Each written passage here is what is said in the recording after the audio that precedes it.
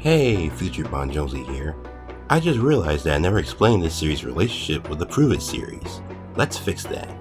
The Jonsie Burrows series is where I stumble upon the initial findings that leads to the various Prove It episodes, which is where I do my research to cross out any wrong or misinformation I say here, and find more evidence to prove my theories are valid. So, prepare to hear some stark differences in what I say in this series compared to that one. Because originally, I was planning to release this series before that one, which is why I never mentioned this in the previous episodes. I hope this clears up any confusion between the two series. Where we last left off, Cassie had just made it to Superstar Daycare after some confusion about the Houdini TV. But before we continue, I would like to talk about Mixes and his role within the game. Finally, I get to talk about a brand new antagonistic bunny. Don't you think it's weird that the Mixes machine has presumably always been down there under the Pizzaplex, even during the security breach? Even if the Burn Trap ending is a canon, that doesn't necessarily mean that the events that play out in it could not have happened. If that's true, then where was Mixes during that particular boss fight? I mean, there should have been some signs of infighting during the battle, like animatronics malfunctioning or shutting down before they got close to Gregory. Why wasn't he seen at all during the whole of security breach?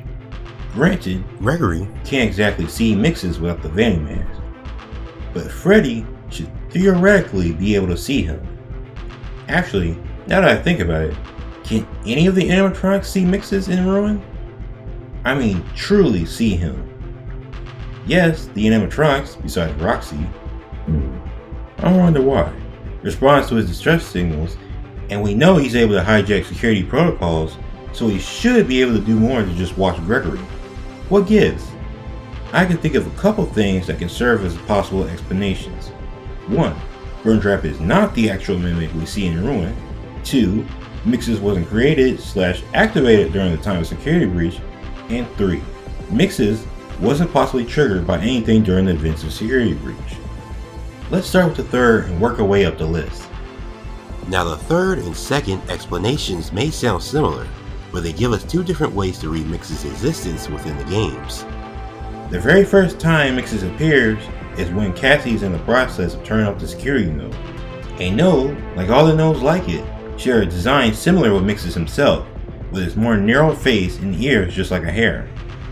Fun fact, for those who don't know, but hares and rabbits are two distinct and separate species that come from the same family, Leporidae. So we know that both Mixes and the security nodes placed throughout the Pizzaplex were created by the same person, or people, as both creations are directly tied to each other with the intention of keeping the mimic hidden. We also know that both creations are linked to the Pizzaplex network, and are only able to be turned off by someone who can breach the network security, Cassie with the mask, Glitch Trap, and the mimic.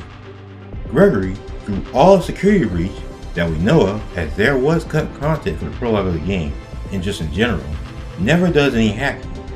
He does play the arcade machines, Princess Quest, and Balloon World, but those are separate things from the main network. However, he does use the Fast Watch that Freddy gifted him, which is connected to the network. You should see an interface on the security desk. Hold on while I make it accessible to you. There, you can now activate security protocols. There goes these words again. I'm starting to think this is a system tied to an alert system of some kind that is linked to all bots and animatronics in the Pizzaplex. Remick first said in our first encounter with Mixes that it was sending out some sort of distress signal and Monty was responding to it, which he later clarified that it was a signal from Monty to Cassie's location. Helpy then said in that area before it jumped to the Houdini TV, System warning, unknown entity has hijacked security protocols. which implies that Mixes gained control over the rest of the cameras/bots/animatronics after that point. But back to Gregory and his Fast Watch and security breach. Your Fast Watch is now connected to the security camera system. Check the map on your Fast Watch. Everything Gregory does in the base game has nothing to do with hacking, so that means there is nothing to trigger Mixes into acting, as it doesn't seem to respond to anything Glitch Trap or the Mimic do in the DLC, but rather what Cassie does.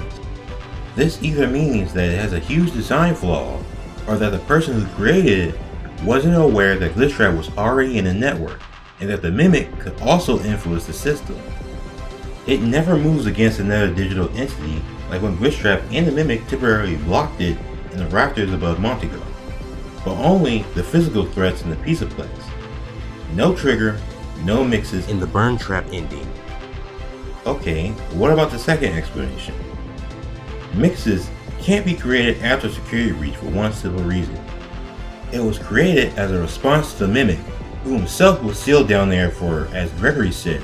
A really long time. So that means whoever created Mixes saw that the Mimic was under the Pizzaplex and made Mixes while the Pizzaplex itself was being built.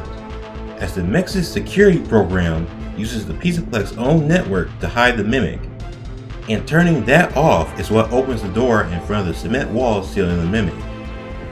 There is a theory going around that Cassie's dad created it, but to be honest, I don't believe it, as time-wise that would mean her dad was someone who was working with Fazbear Entertainment before or during the construction of the Pizzaplex. Not only that, he would have to be someone important, as that is the only time he would have enough time and equipment available to go down there and install and create the Mix's security program, while also being there when the network was created. Also, just because a character like a certain animatronic doesn't mean that they will be tied to that animatronic. Just like how Michael likes Foxy, but is never shown with any Foxy memorabilia after FNAF 4.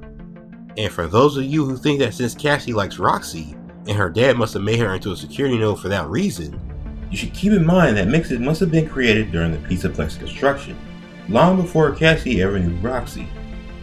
What about activating? This one's a bit tricky.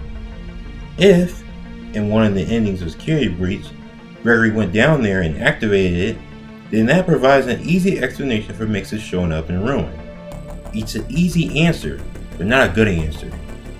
Ignoring how Gregory can hide from the Tango, who wouldn't have been there during the creation of the Pizzaplex, as there's no mention of it during that time, and Burn Trap, if it exists, Gregory would still have to set up the security nodes inside the Pizzaplex, the same place that the shattered animatronics would still be active and roaming in as we see in Ruin.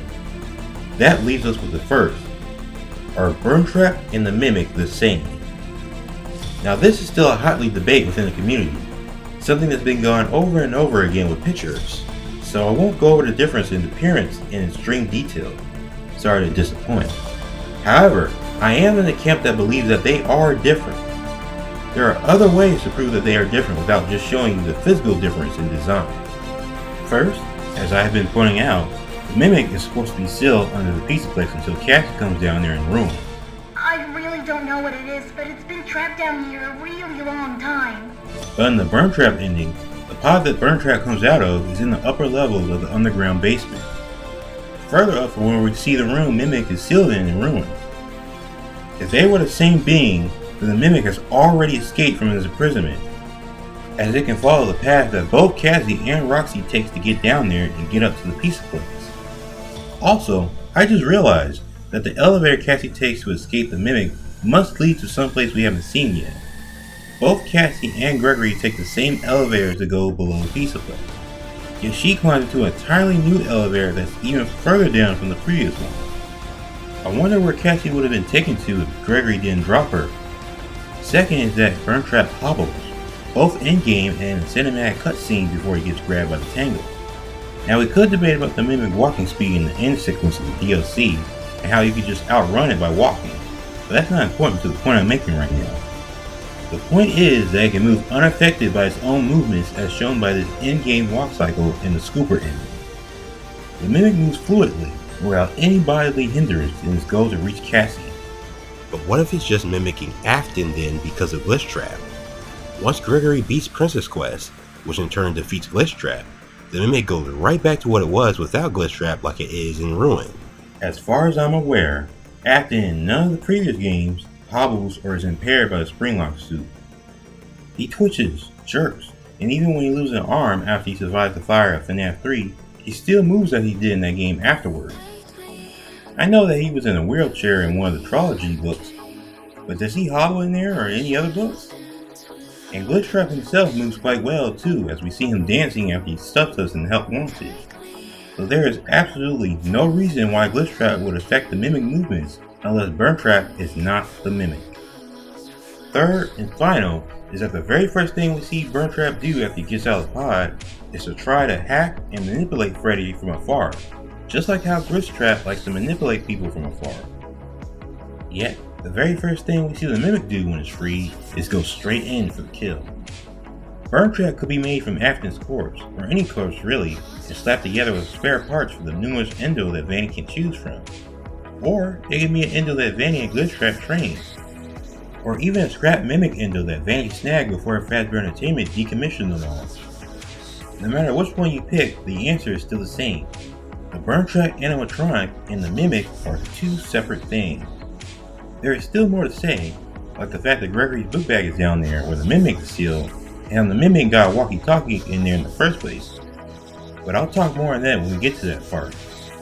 To drag this back to the Mixes question, I firmly believe that the third explanation is the most likely canon answer, as that makes the most sense from what we know. The Mixes security program will only be triggered if someone is attempting to deactivate The security nodes inside the Pizzaplex.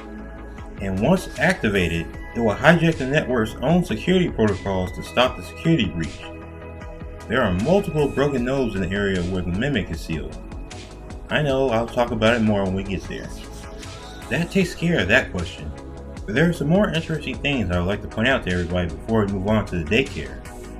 It is that ambient sound that comes from Mixes whenever he appears. I'm sure you've heard it.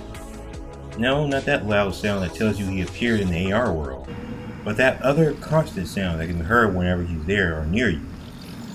I don't know about you all, but it sounds like gurgle screaming, or dry, airy screaming. The sound that one can make when the throat is really dry and sore, and haven't had any water. The tone is constant and repeating. It doesn't come from Mix's own mouth, or at least I don't think it does, as it never opens his mouth. Speaking of that, the fact that Mixes can make a horrible digital scream, As the game's caption puts it, when Glitch Trap in the Mimic signal jammer stops it, is throwing me into another loop and down another rabbit hole. Or maybe I should say hearing this. Anyway, is Mixes alive? Now that I'm thinking about it, no, that's not right. But wait, I remember that LB/Glitch Trap. and the Mimic refer to the security program as an unknown entity. That's a weird title to give to an unknown program or antivirus. Now that I'm thinking about it, Mixes doesn't act like a regular old program either. When stopped by the evil duo of the DLC with the signal jammer, it didn't just overcome the same jammer, but found and activated a jammer of its own. It is like it could think and adapt to the situation as it changes. It hijacked the security programs away from Glitch Trap. If it was just a simple program, then it would just render those protocols useless to Glitch Trap in the Mimic, not just take it and use it on its own. Is Mixes something like Glitch Trap? Wow. I thought Mixes was just a shiny new curiosity that was in a large shadow of the Mimic being canon to the games. But now, this has my full attention. Digital entity. LB once said, FNAF Entertainment is not responsible for any potential AR traumas or lingering effective antivirus programs on carbon-based work components. could Fazbear Entertainment be aware that digital entities exist? I'm not too sure. Antivirus programs could mean that Fazbear Entertainment Is probably thinking what a normal person would think if their computer acted strangely. It must be a virus. so they install multiple antivirus programs to get rid of what they thought was a virus, unaware the Glitch Trap was in the system. But the fact that Glitch Trap himself thinks that Mixes is a digital entity speaks volumes about it. Sorry about lingering about this for so long, but this is just now blowing my mind open with possibilities with implications. But what did I mean when I said that Mixes is something like Glitch Trap? I meant that it also might have had the Mimic programming as its base. Like, it's not unrealistic to say that something like Glitch Trap can be created separately with a different set of data instead of help wanteds. And Glitch Trap is the only thing we've seen so far that can replicate what Mixes is doing. It even goes back to what I said earlier about hares and rabbit, two distinct species but the same family. Wow, I really need to move on, but you can bet that I'm going to separate this stuff and make a video about it later. So the Daycare sure has seen better days. I'm sure Cassie is thinking the same thing as she makes her way inside it. On the right wall before you get to the fallen arcades, you'll see more of Vanny's drawings of her face on a green field with flowers. Vanessa likes flowers, as was said in the therapy tapes. More confirmation that Vanessa is still trapped. But this one is different from the others. It's smudged like someone was trying to wipe it off. Not only that, but it's incomplete, almost like someone stopped her from completing it. It could have been the daycare attendant, Sun or Moon. But I'm leaning towards Sun being the one to stop her, as Moon has shown, or at least hinted to be allied with Vanny and Glitchtrap, as when he went and kidnapped Freddy while Gregory was in the recharge station, while Sun is more likely to focus on his daycare duties and try to keep the place clean.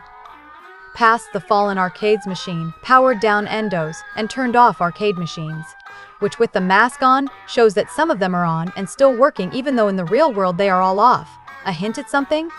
She makes her way towards a makeshift opening in the corner of the daycare, complete with the sign saying, "Slide into fun," with arrows pointing to enter.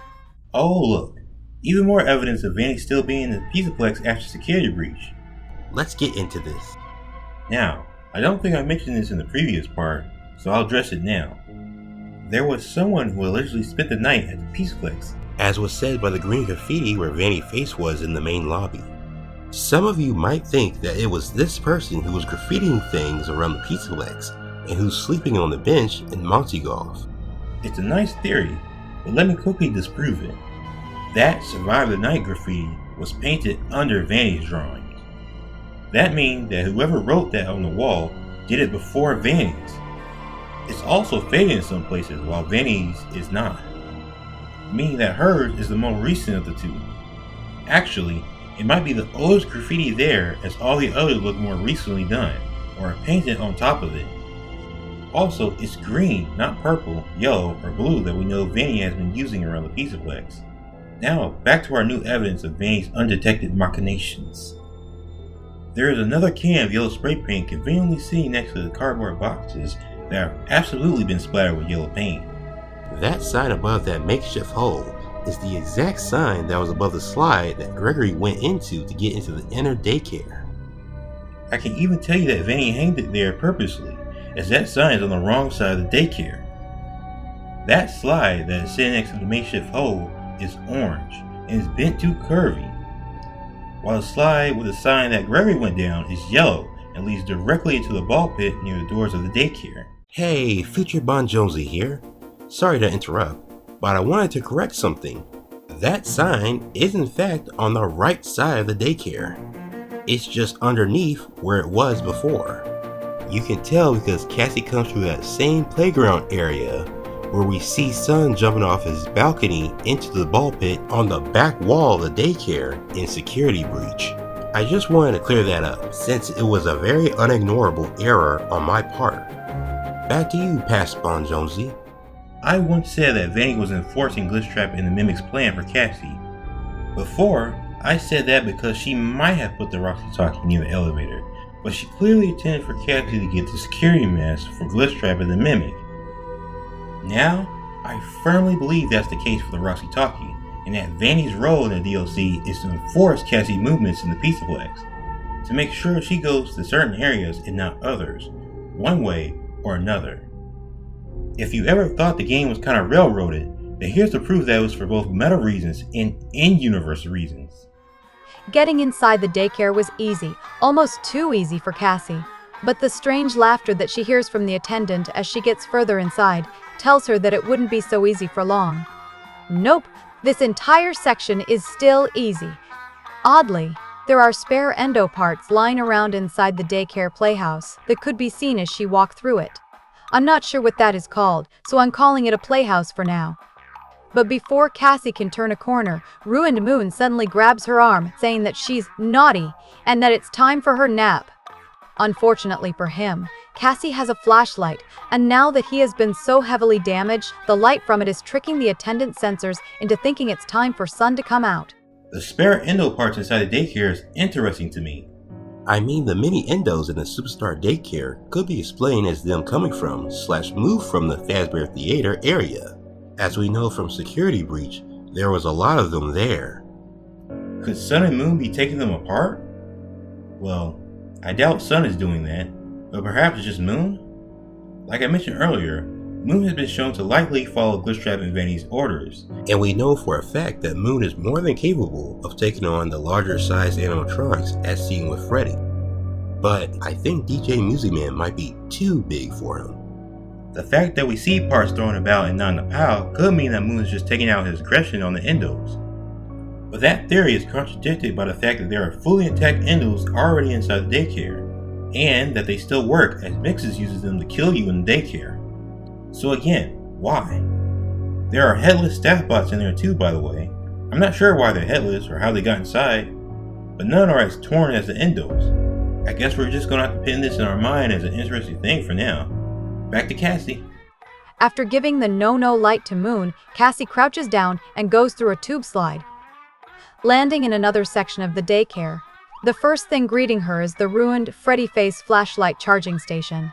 Its body was crumpled, its eyes were blacked out with black tear stains going down its face, and just like the one in the Monty Golf kitchen in the AR version of it. Is it Vanny's doing? She's the only other one with a connection to the AR world and the real world of the Pizzaplex to spot the difference and bother replicating it in the real world. Taking a right from the flashlight station, Cassie sees wooden crates placed around the daycare that are full of plastic balls that were from the ball pit, along with a branching path that leads to two different ways.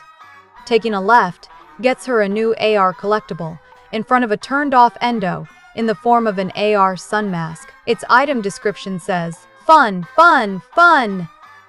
Taking a right gets her to hop off a ledge and put on her mask to go through another digital manifestation blocking her way. It's there that Sun grabs her and asks her to help reboot them. You know, I never noticed that Cassie can see the daycare attendant more clearly in the AR world than any other animatronic in the game. Not only that, he has the same purple lines over his body as the Princess Quest 3 arcade machine. Well, except his lines aren't pulsing, but they still cover his body. Oh joy, look like we're about to go even deeper into the rabbit hole. Okay. I always found Sun and Moon's inclusion and presentation in these games a bit weird. I mean seriously, they are just in the daycare for most of the security breach, with Moo coming out every hour, and in Ruin, they stay in the daycare after we reboot them into Eclipse. Any information we have on them is sparse and mainly comes from the books. But I think I'm catching on to something. One of Vanessa's many hideouts inside the Pizzaplex is in a daycare attendant's room. In it is clothes, Boxes of her stuff, and the Balloon World arcade machine. When you play that machine and follow all the purple glitches with Balloon Boy, you'll see the face of Eclipse.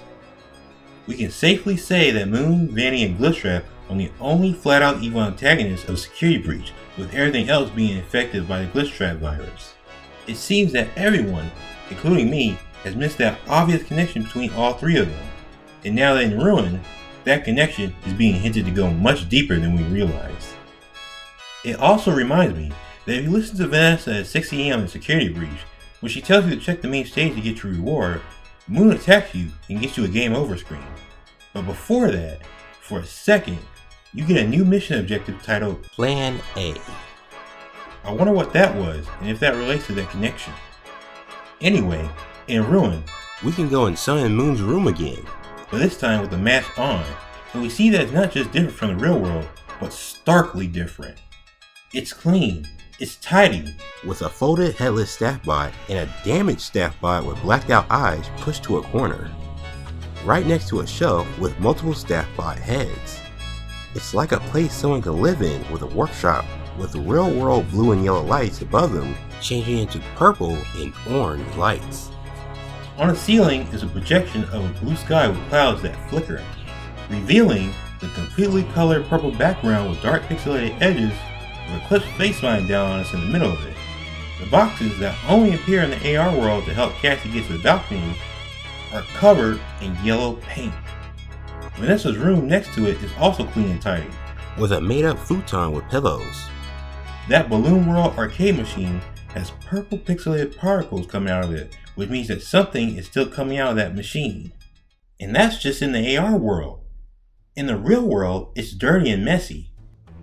There's still a broken staff bot and a folded headless staff bot, but they're in different places and are altered slightly from their AR versions.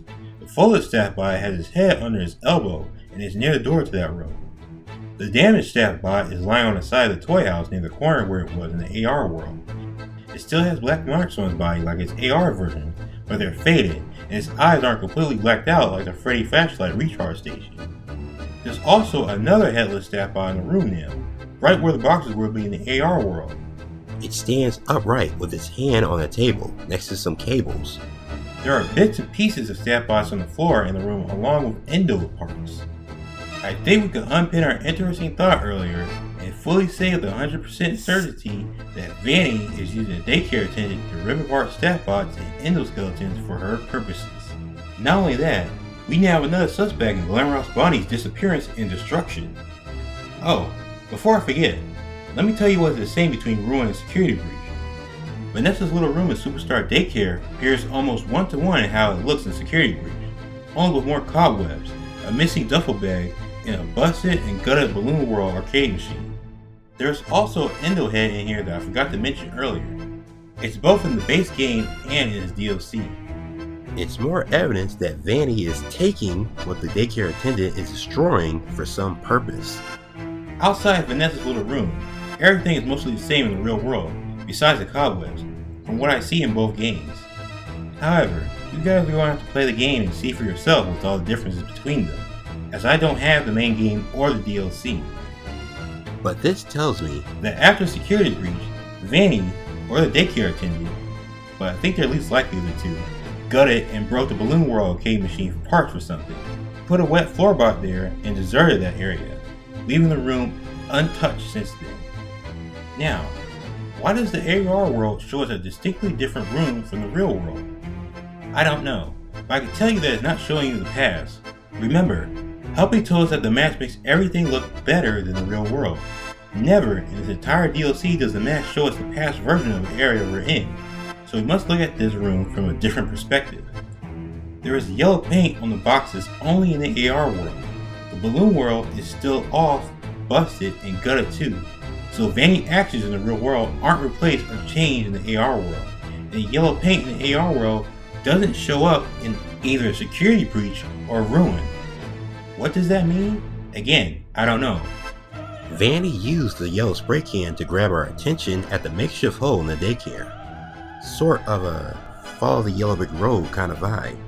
But the only thing the yellow paint on the boxes in the AR world leads us to is the AR Golden Moon. Its item description reads, "Weird. It looks just like the other one." The only other item that matches that description is the AR Golden Sun. Its item description reads, "Funny, it looks just like the other one." Now that I'm looking at a list of collectibles for Room, the AR Moon plush is in the same sitting position as its Golden variant, but the AR Sun plush is standing up while its Golden variant is in the same sitting position as Moon. I'm not sure what this means, but keep that in mind for any future theories. Hello, future Jonsie again. If this looks like a weird place to end part 3, then look no further than my direction. I cut off part 3 right here in the original series because I reached Reddit's previous word limit, which at the time I didn't know was a thing. And while I was originally going to add part 3.5 to part 3 of the video version of this series, I, for whatever reason, decided to stop recording this and finish the rest of part 3.5 another day, which, from what you heard of the intro, never happened. The problems of being me. So you're going to have to wait to part 3.5 for me to finish Daycare in Fazbear Theater, because believe me, we're only scratching the surface of what this DLC is hiding from us, and there is still so much more.